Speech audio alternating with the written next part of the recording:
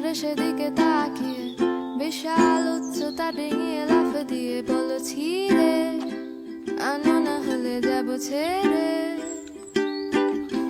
কোন সাদা ছাড়া দরজার হাতল চেপে খট করে মুচড়ে দিয়ে আমাকে দেখে বলে যাবে নাকি নিয়ে যাবো তাকে সাথে। খপ করে আমার হাতটা ধরে নিজের কাছে টেনে নিতে কি বাধা হয়ে দাঁড়িয়েছে। ও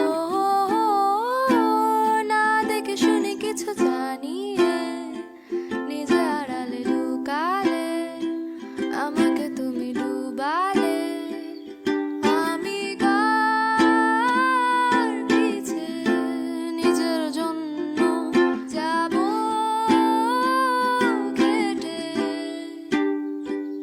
তোকে বলেছে যে দেখে অন্যের জন্য মোমবাতি পানিতে না দিয়ে শুকাতে, অন্যের জন্য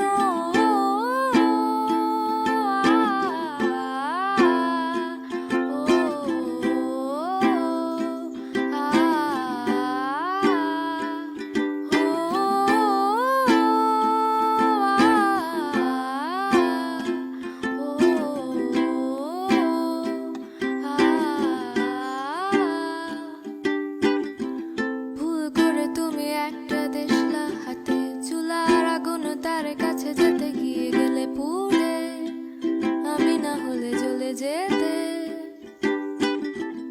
যত বাধা ছিল সব কটা ভেঙে চুরে খট করে ভাগ্যের উপরে পাড়ারে বাক্সটাকে ফেলে চুলারি নাগালে।